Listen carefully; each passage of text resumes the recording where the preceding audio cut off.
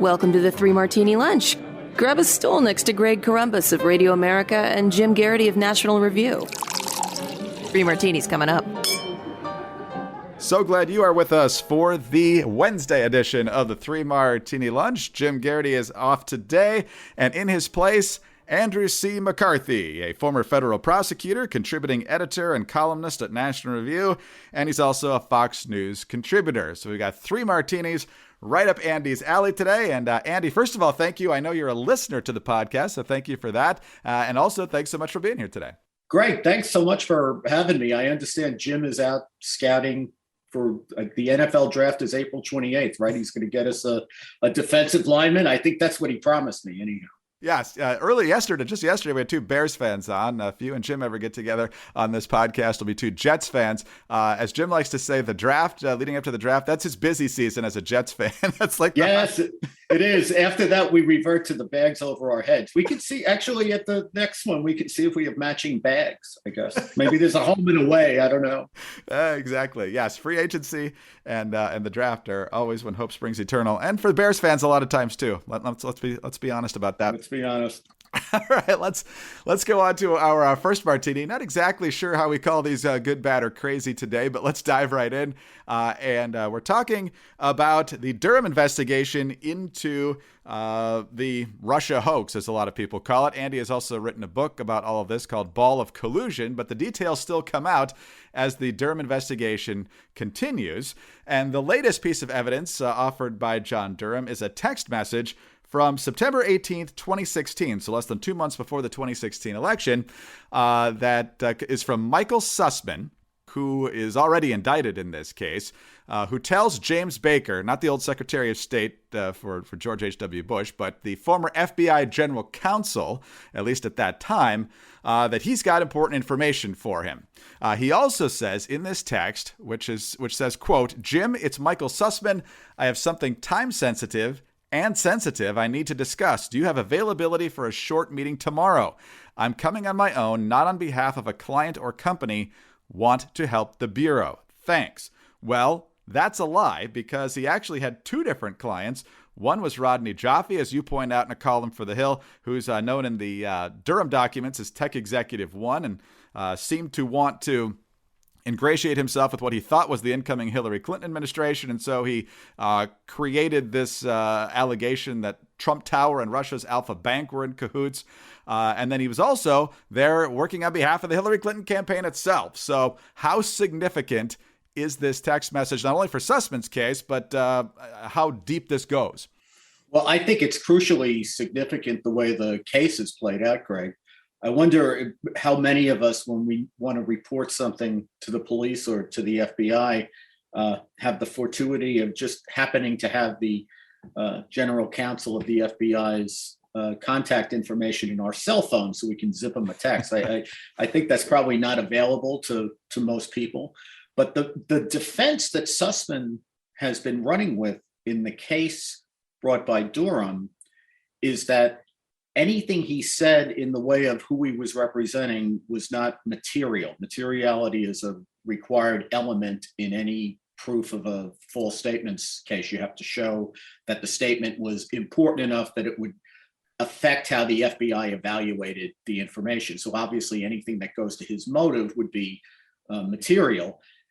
And basically what they have been running with is this idea that it was so well known that Sussman was connected to Democrats. He was the lawyer who represented the Democrats in connection with the hacking of the DNC servers. So his relationship to Democrats was quite well known to the FBI. So they've been banking on the idea that everybody must have known where Sussman's loyalties were, number one. And number two is kind of an oddity of false statements prosecutions, in that, unlike the usual perjury case where you have a court reporter or stenographer taking down everything and it's under oath and all that stuff, false statements case are basically conversations, usually with FBI agents. They're not written down, they're not recorded.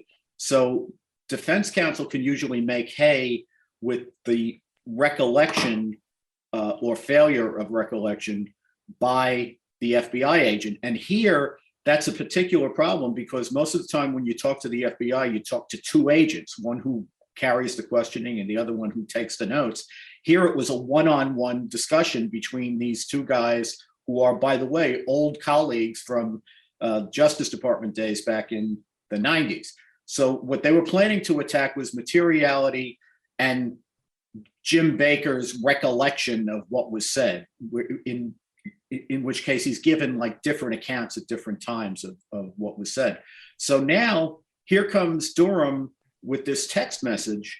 So now, number one, materiality is clear because Sussman himself is stressing that he's not coming to the FBI as representing a client. He's coming there for the good of the country, for the good of helping the FBI. So even Sussman knew that his motivation for coming was important. And the second thing is, Baker's recollection becomes almost irrelevant if you have a statement in writing from Sussman. So there won't be much hay to be made anymore, I don't think, with exactly what was said in this one-on-one meeting. And this, Greg, is why I think this information must have come pretty recently to Durham, because I can't imagine they would not have included it in the indictment if they had this text at the time they wrote the indictment. So, Andy, this makes things seem a whole lot worse for Michael Sussman. Does this help to peel any additional layers of the onion, though? I think it does, in the sense that what we're seeing as time goes on, Greg, is Durham's theory appears to be that the Trump-Russia collusion political narrative was just that, a concoction by the Clinton campaign that through its agents like Sussman, like Christopher Steele and others, they peddled this both to the media and to the FBI, to the government. And the idea was to try to get the FBI and the government in general interested in investigating Trump.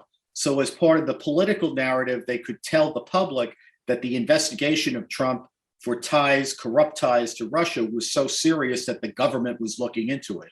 So I think that's where Durham is going. And every new piece of information we hear seems to confirm that. Yeah, you mentioned something interesting just there, Andy, in addition to your good analysis, and that is the media breathlessly reporting every little leak that came to the New York Times or the Washington Post or CNN or whatever it was. And now we've got things like this happening in the Durham investigation, and they're absolutely yawning. Don't we have a reverse angle of the Will Smith slap of Chris Rock we can talk about instead? I mean, there's just they've just gone completely disinterested all of a sudden. Yeah, it's quite amazing, and this is not the only front where that is happening, obviously, but it is quite a difference between the way it gets covered now and the way it got covered then. Oh, no doubt about it. But Durham, as we've said all along, is methodical. That's proving certainly to be true. And we'll see where it goes from here. Jim is not here today, as we said, of course. But one of the things Jim loves to do on this podcast, in addition to talking about all the breaking news, is the fact that he gets to highlight how wonderful it is to sit in his beloved XChair. In fact, here's Jim talking about his XChair. From the first moment I sat in my XChair, my body immediately said, this is what a real office chair is supposed to feel like. I never actually looked forward to sitting in my office until I got my XChair. Now, can your current office chair give you a massage while you're working? My XChair can. Can your current office chair heat up or cool down? My XChair can do that too. It's all in the Elemax massage and temperature regulation, exclusively designed and made for XChair. And once you feel the customized support of XChair's patented dynamic variable lumbar, or DVL, you'll never be happy in any other chair again. High performance, quality engineering, and extreme comfort. Those are all the reasons I love my XChair. Now I can't wait to be at work. And sometimes, even if I'm not working, I just sit in my XChair just to get that feeling. Take my advice, try XChair for yourself risk-free for 30 days. Once you realize how much better your chair should be, you'll never go back, I promise. I've actually had the chance to sit in Jim's XChair temporarily at this Christmas party last year. It is a phenomenal chair. So go to xchairmartini.com now. That's the letter X, chair, MARTINI.com, or call 844-4XChair for $100 off your order. XChair has a 30-day guarantee of complete comfort, and you can finance your purchase for as little as $30 per month. xchairmartini.com. All right, let's move on to our second legal martini today. And the Department of Justice is officially investigating a number of issues related to Hunter Biden, who, of course, is the president's son. And, the laptop story broke a few weeks before the 2020 election. And the New York Post came out with the story, and then their Twitter account got shut down. And then anybody who tried to share the story got shut down on social media. And then just kind of nonchalantly, the New York Times admitted a couple of weeks back, yeah, it's all true. All those emails, they're real. And now we're getting a little bit deeper into perhaps Joe Biden's role in Hunter Biden's dealings. Joe Biden has vociferously defended his son, but the White House has also made it clear that at least their talking point is that Joe and Hunter Biden never talked business while he was vice president. And just yesterday, Jen Psaki at the White House saying the same thing in response to a question from Peter Doocy of Fox News. The president has said that he never spoke to his son about his overseas business dealings. Is that still the case? Yes.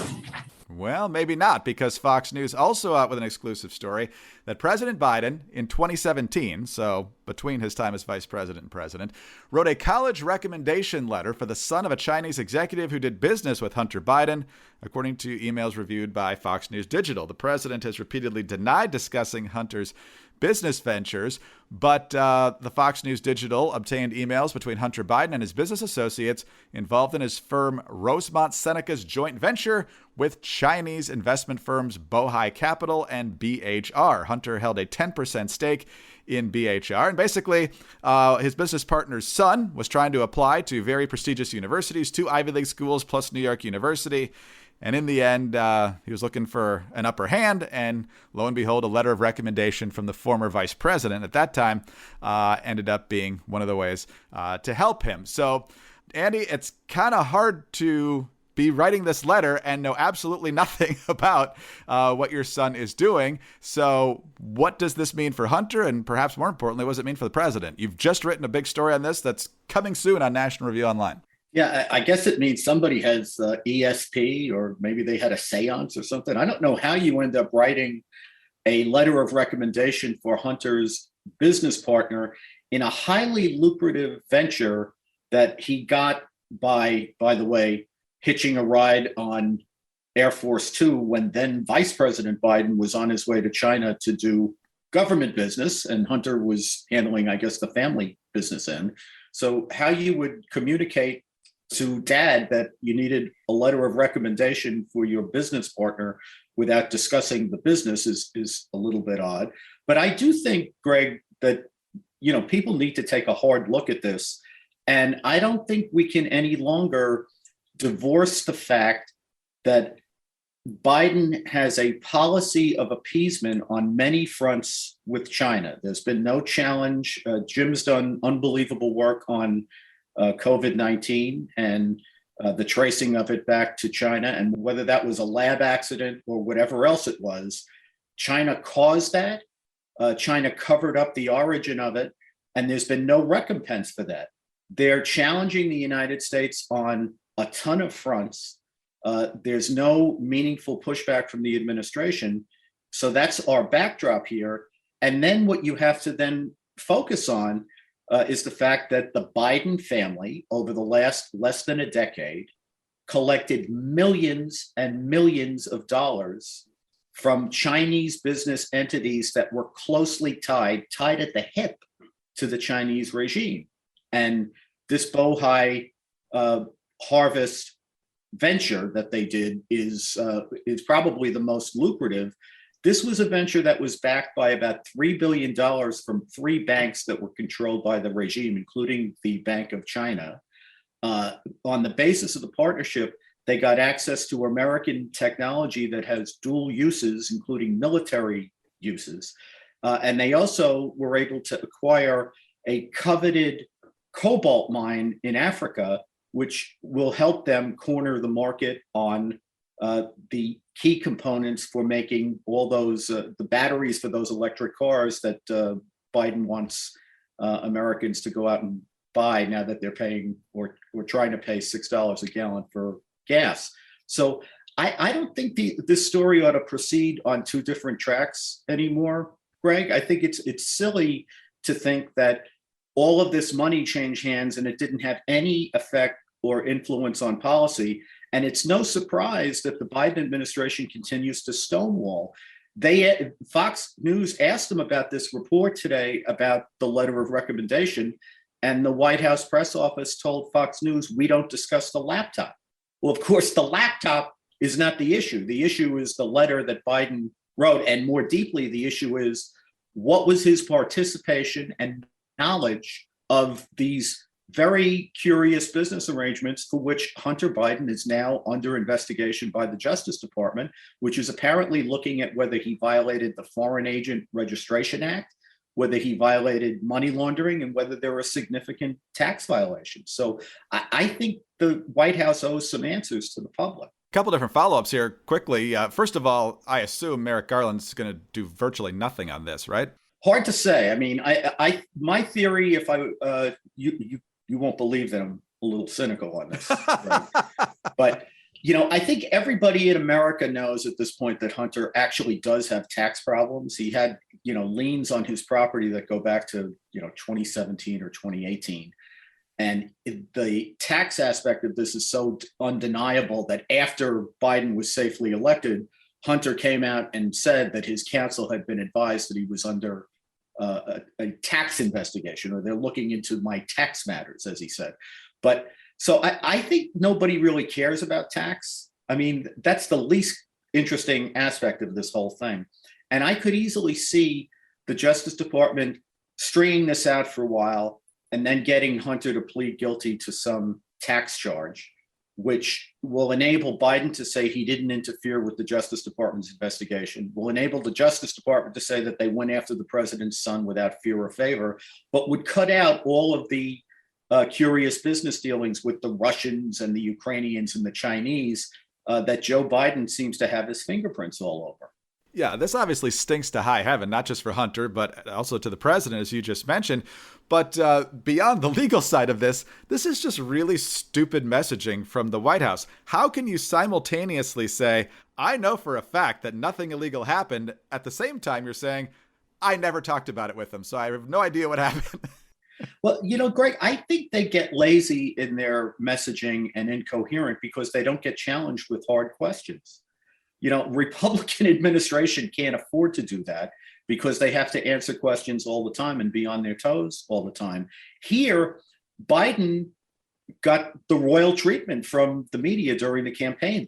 They buried this thing. They didn't just not ask him questions about it. They went after anybody who tried to raise it. So I think they just get lazy. They think that they're not going to be challenged. And then suddenly when the questions come, they don't have good answers. Let's move on to better news, and that is the phenomenal deal you can get on the fantastic towels over at MyPillow. We talk about the pillows themselves. We talk about the Giza Dream Sheets. We talk about the mattress topper. I think my very favorite thing from MyPillow are the slippers, but I also love the towels. They're big, they're soft, they're fluffy, and they get you dry super quickly. And now you can get these great towels at a phenomenal deal. Usually the 6-piece towel set from MyPillow is $109.99. Now it's only $39.99 a set. The 6-piece towel set is made with cotton grown in the United States. Every MyPillow towel is made from proprietary technology that makes them highly absorbent and soft to the touch. They don't come with that disgusting lotiony feel. And every set comes with 2 bath towels, 2 hand towels, and 2 washcloths, and I love all of them. They're available in a variety of colors and sizes. They're machine washable, and they come with a 60-day money-back guarantee and a 1-year limited warranty. So for a limited time, get the MyPillow 6-piece towel set, regularly $109.99 for just $39.99 with our promo code Martini. Visit mypillow.com/martini or call 800-874-0104. You'll also find deep discounts on all MyPillow products, including the MyPillow mattress topper, MyPillow Giza Dream Sheets, and so much more.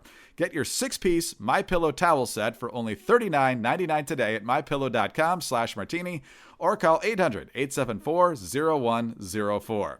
mypillow.com/martini. All right, Andy, on to our third martini of the day. And for that, obviously another major legal issue going on right now in the nation's capital is the impending confirmation of federal Judge Ketanji Brown Jackson. She passed the The vote 53 to 47 to move the nomination to the full floor. 3 Republicans have said they're going to vote to confirm Collins, Murkowski, and Romney. So she is going to be the next Associate Justice of the U.S. Supreme Court. The confirmation hearing certainly got some attention at times, including her refusal to define what a woman is. But one of the other things that happened is Josh Hawley of Missouri and others coming out with allegations that she was soft on sentencing criminals, with Hawley in particular dealt with child pornography cases. You had written for National Review that those allegations in particular didn't stand up real strong on the merits, but the liberals now have taken your comments to suggest that she's not soft on crime in general, which you strongly disagree with, because when you look at her track record, it's case after case, issue after issue, where she usually goes even below not only what the prosecution recommends, but sometimes all the way to the minimum standard, and sometimes finds a way to go even before that. Andy, you've told me in the past that getting a serious prison sentence is not just a one-time deal. It's usually a lifetime achievement award. So what do you make of her general approach to this and how she's been treated on this? Well, I'm more concerned, Greg, just because of my little world here, about how I was treated in all that this. Too. Because I don't know that anyone would have ever predicted that I would end up writing the Democrats' remarks at a confirmation hearing. But be that as it may, my thing with Judge Jackson is that I think the Republican focus on child pornography undermined their ability and their case that she is overall weak on crime. The most important thing that came out of her testimony in that regard is that she has a developed legal theory on why judges should sentence below the federal sentencing guidelines, which Congress actually designed to get rid of judicial variances in sentences. Before the guidelines came in the 1980s, we had the scandalous result that people who were similarly situated and who had committed about the same offense were getting wildly different sentences depending on what judge they were in front of. So the whole point of the guidelines was to get rid of that system and get judges, no matter what their predilections were about sentencing, to sentence in roughly the same range for similar offenses. And Judge Jackson has a theory that the guidelines are merely the start of the sentencing calculation. And from there, a judge is supposed to work down, especially theorizing that the federal objectives of sentencing include imposing the lowest possible sentence under the circumstances to achieve what she decides are the federal sentencing goals. So to me, that's a much bigger problem than the child pornography. It turns out that the Republicans, to go after her, picked the one area that federal judges across the board think the sentencing guidelines and statutes are too harsh, because they don't distinguish between consumers of child pornography. And I'm not here to apologize for those people, but they're obviously, to me at least, in a very different category than producers of child pornography. And there was no evidence that she was soft on producers of child porn. It was people who consume child pornography, and that's a big problem across the board in federal sentencing. So I think, in their haste and their desire to frame her as soft on child pornography, they missed the main issue, which is that she's not only soft on everything across the board, she has a developed theory that is crazy, that enables her to sentence below the guidelines in every single case. What is her theory? Explain that a little more. Yeah, so the statute that enables the guidelines basically lays out what the federal objectives of sentencing are.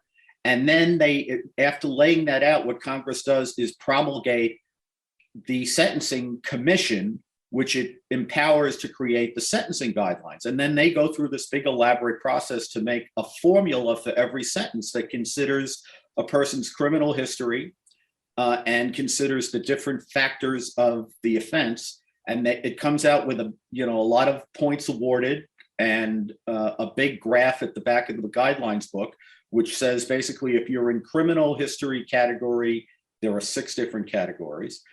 And you're in offense level category, and I think there's about 43 different offense level categories, and you plot that on a graph and you get the sentence that's supposed to be imposed, like say 47 to 56 months. So Congress very elaborately set out this sentencing formula to deal specifically with the problem that judges were giving wildly different sentences for the same criminal behavior to people who had similar criminal histories. So they were trying to get rid of the idea that judges could manipulate the sentences so that they would vary wildly.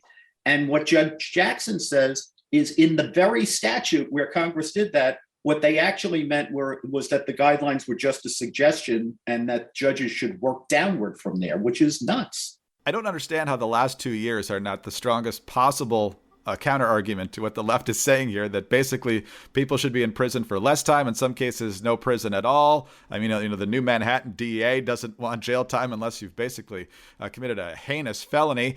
New York, among other places, have dealt with no bail or ridiculously low bail even for heinous offenses.